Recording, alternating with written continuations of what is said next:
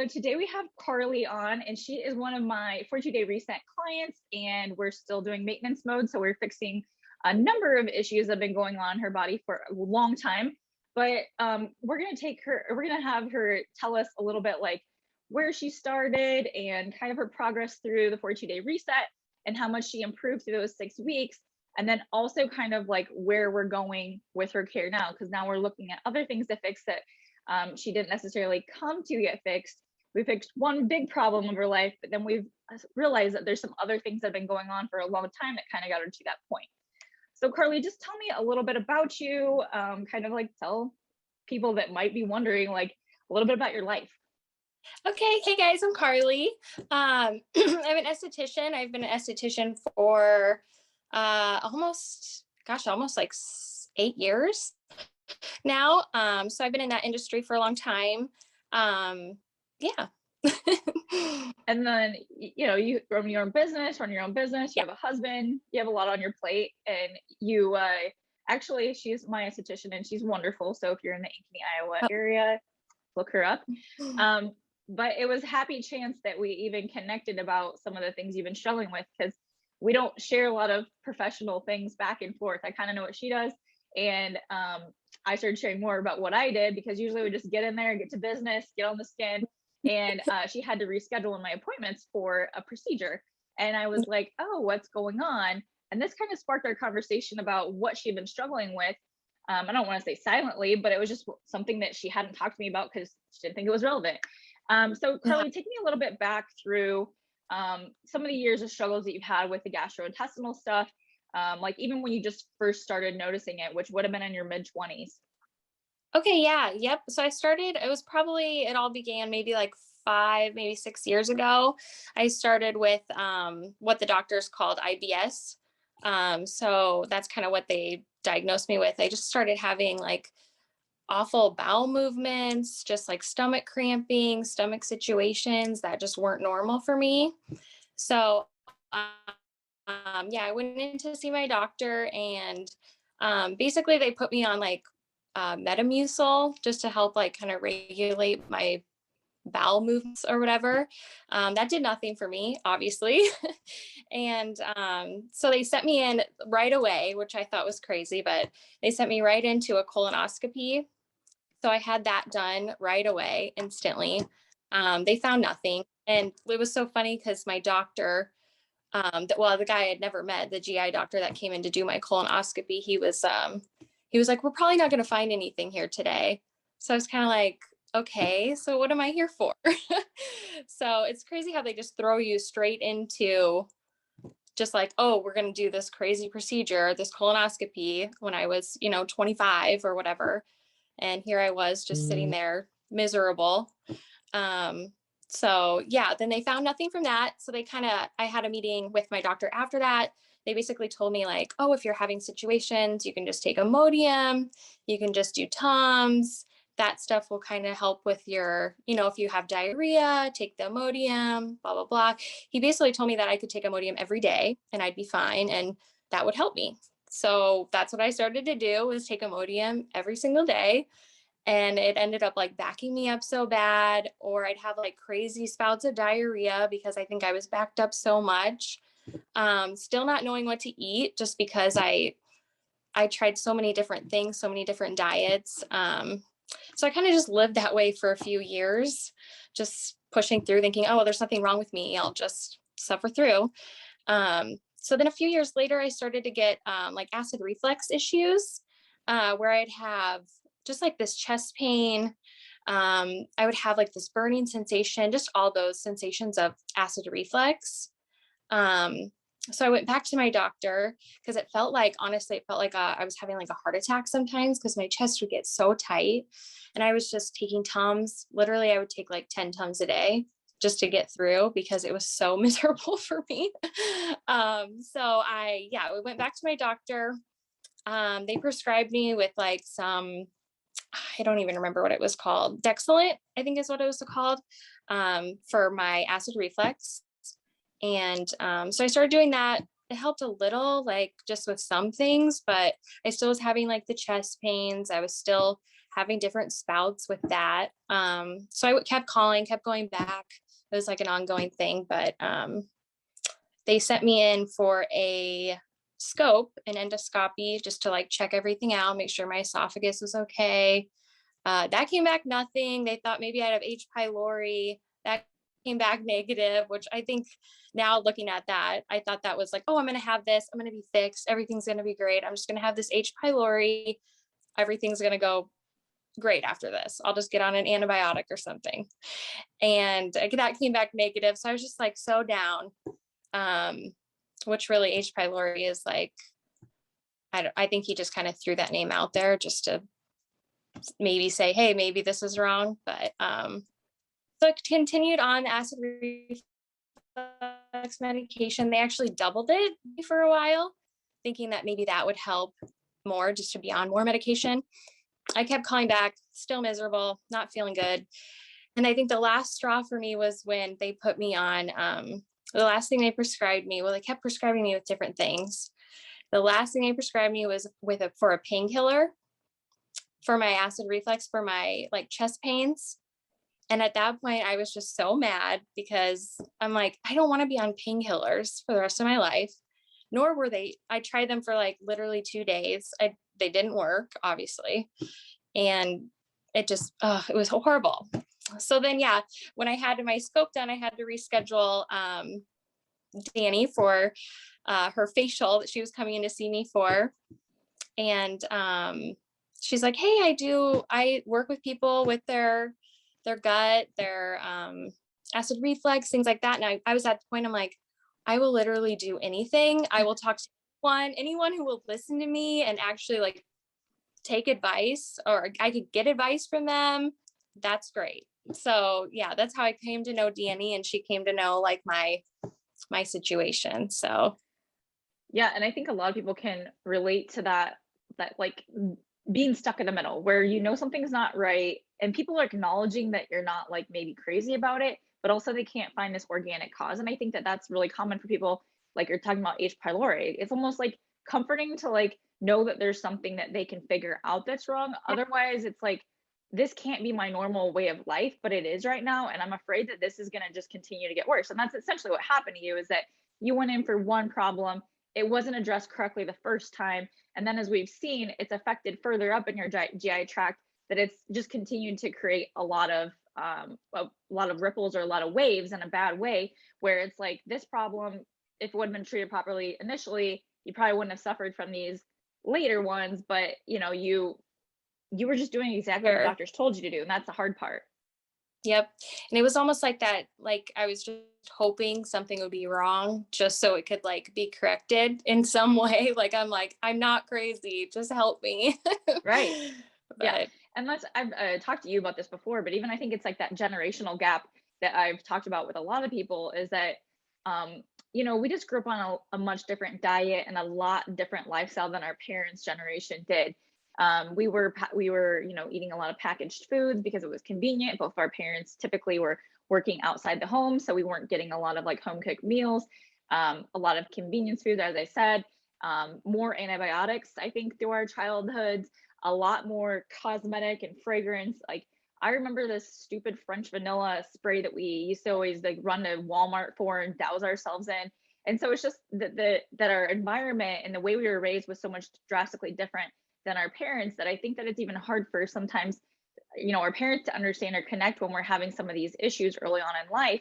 And they're like, well, I didn't feel that way. So like, maybe you're just being a little bit dramatic. And that hurts too, because you're like, man, I feel like shit and I wouldn't like to feel this way, but I don't know where to turn, because every turn I make with a doctor in the medical field, I'm just getting told to put on another medication. And that's, like you said, you don't want to be on medications the rest of your life. Right. Yeah. Especially pain pills. Like, that stuff's so addicting anyway. Why would you prescribe someone that for something has nothing to do with even being in pain? I mean, I'm in pain, but not that, like that, Yeah. And it's not really fixing anything. That's the problem, is that we're just cutting a circuit from like our body to our brain to tell us like, don't pay attention to that symptom. But the problem is that symptom is telling us something is wrong and we need to get this fixed. So, so as you said, you kind of came to me with 42-day reset, which was a little bit like haphazard, not like normal people. but you said at that point you were just desperate to do anything that anyone could help. So tell me a few of the things that like really started to click or made sense to you when we started discussing things that like you're like, okay, this makes sense. This makes more sense than the stuff I've even been told, or a lot of the things I've been like that I've learned through the doctor's offices that I did differently or explained differently. Yeah. So right from the get-go, I just stopped taking my prescription medications just because I knew that they weren't even helping me in any way. And then just started on some enzymes that you had given me. And then I realized, which was like mind blowing to me, I literally could have cried when you sent me like a whole email about like how my stomach didn't have enough acid in it. I'd been suppressing it for so long that we needed to produce more acid to break down food and things like that. That made so much more sense to me because like I literally my digestive system was so off that I wasn't like even like breaking down foods. So Yeah, like it my was so sluggish. yep, yep. Yeah. So that made a lot of sense. That was literally like mind blowing for me because I'm like, oh my gosh, I've been taking this stuff for so long, suppressing this. So that was, yeah, that was like a big eye opener. Um, just different foods and things too. Like, I guess just like kind of learning how to cook different meals and oh, I don't have to quite stay away from this anymore. Maybe I don't have an acid reflux issue. Maybe I can start adding some acid stuff back in because I was eating such a bland, boring diet because I always was scared I was going to have episodes, things like that.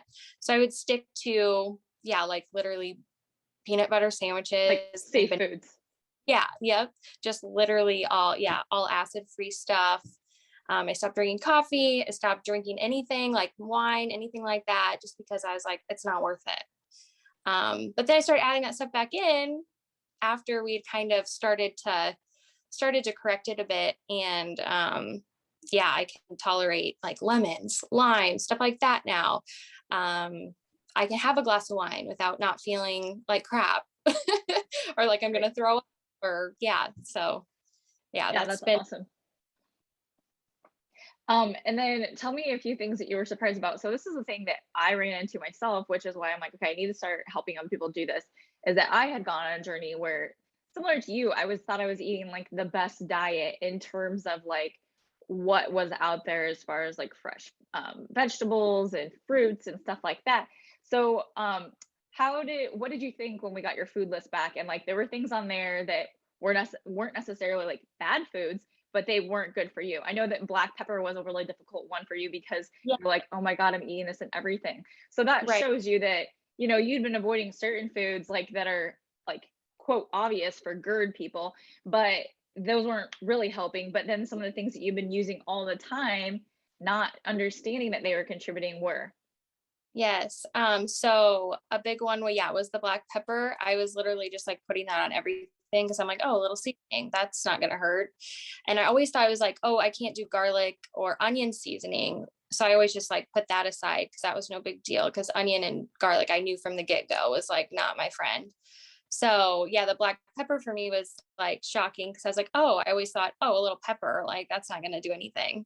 Oh no, it was Right. effective. So then just tell me a little bit more about, I do a lot of focus on gut health, especially people that are having gut health issues, but we also just kind of like started to transform your lifestyle a little bit too, gotten you moving more, drinking more water, all that stuff. So take me a little bit through like what your perspective is, about how difficult some of these changes were and like how your life, even just, 6 months later, is compared to where it was, like some of like the lifestyle habits you've made that have even helped, not just like with your gut, but just your overall well-being. Yeah, for sure. So I kind of started with, well, all the water. So that's like, that was kind of new for me. Like I used to wake up in the morning and just like maybe have like a cup of coffee or whatever. I like get that 32 ounces of water in right away. And I do notice that that helps so much, just like helps me feel more awake. Just, I don't know, it just makes my day better, really. And so I've been doing the water thing. I get a ton of water in throughout the day, which is, it really does help. I never thought that. Like I was always like, oh yeah, drink more water. Yeah, I know, blah, blah, blah. But I never actually really did it. Right. So Yeah, that's helped a ton. We started out with just like the 10-minute yogas in the morning. And I like now I can't live without my yoga. Like I love it. It's just like starts my day. I'm just calm. It helps me with a little bit of my anxiety too, just because I still have some of that going on, just because I was freaked out for so long about it. So when I'm at the spa in my room doing facials, I was always nervous about, oh, what if I have to go to the bathroom, or what if I, have an episode with my stomach does something weird. So I felt like that yoga kind of like helped kind of put my mind at ease in the morning. Cause I was always, every morning I'd always kind of have that anxiety about, what's going to happen today? Am I going to have a situation, blah, blah, blah. So, and then I started to do like the 10-minute walks every morning, or I do the 10-minute on my elliptical, depending on the weather. But that's been good too. Just kind of helps just to get a little more energy. I've noticed it helps kind of like with my back throughout the day too. Like my shoulders don't hurt as bad just because I'm getting up, moving right away. So that has helped a ton as well. That we think we have to do all these like crazy things, like we have to go to the gym 7 days a week and we have to eat perfect foods and like we have to, do all these extreme things. And now you're even realizing like, hey, if I just get like 10 minutes yoga and 10 minutes on the elliptical and I drink water in the morning, like that takes you like, an extra 20 minutes, how much better the rest of your day goes as far as like your mood, your like overall sense of just like feeling better, and also just like musculoskeletal complaints, which, those three things are really plaguing a lot of Americans. Yeah, just the anxiety and stress, like it's helped so much with that. Cause I used to have that like crazy. So just even that, I was like, okay, I'll do this forever now.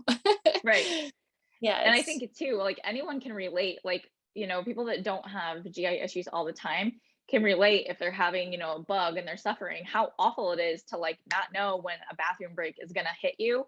And mm, like, especially for someone like you, and I can understand too, in a service industry, it's one of those things where it's like, if you're in the middle of something, like you're trying to hold it and like keep your composure because you're not trying to right, like ruin that person's experience, but right. also how miserable that is to try to like keep that all, pent up, I guess. And like, whether it be anxiety about it or an actual episode.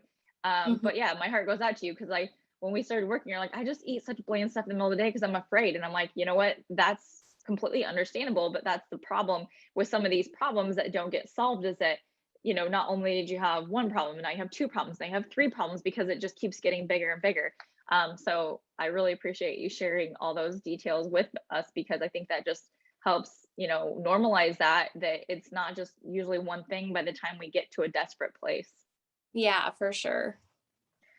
Anything else you'd like to share, overall with your experience, that anything I missed? Um, I don't know where I'd be with my situation if I had never done this, because oh my gosh, I'd still probably be on medication. I probably would have had another procedure done by now. I mean, who knows where I'd be, seriously. So I'm just thankful every day that I like met you, and it's been so great. I feel better. I've had so many compliments just from people too.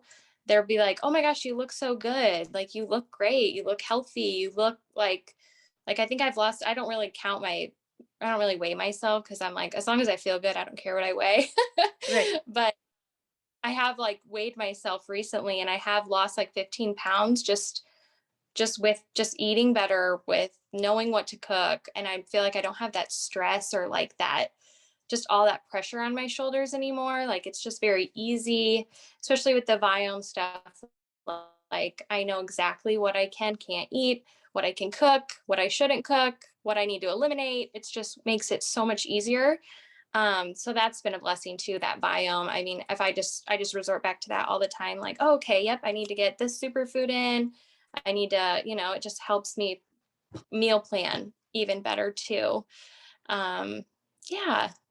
Yeah, that's awesome. And that's the whole premise of this program, is to make things easier. So you're not doing all this guesswork where it's like targeted things. And so I know that, like, in the beginning, the learning curve with like, only cooking with these foods and not cooking with these foods was a lot. But overall, would you say that this is pretty seamless now that you have it implemented into your life, 6 months later? For sure. Yeah. It's a lot easier. Like I had to eliminate dairy for quite a while That was my toughest one just because of cheese. Like I Mhm. love pizza, so that was really tough. But after that, then I kind of started to add it back in just kind of regularly because that was just a minimize for me. But so I added in now and it's better, but I was just doing too much of it at the time. So now I feel like, oh yeah, I know exactly what I can have, what portions, when to have it. If I know I'm going to have cheese, then I don't have cheese other times of the day or during that week. I kind of just, how to kind of finagle everything, really. Yeah, that's Yeah. awesome. All right. Well, thanks for sharing everything with me. That's going to be super helpful for others out there that are Yeah. struggling similar to you. And I appreciate the kudos too. That's what I like to do is, I get like I put up a post last night that I was like, I get excited about other people's bowel movements now. Like I never really thought that like I would be excited for someone when they had a bowel movement or when they didn't have one, when like they're used to having them all the time. But honestly, I know how miserable it can be to be in those positions. And so I still get that ping of excitement when other people keep hitting these health milestones themselves. So thanks for sharing all that with me. Yeah. Thanks.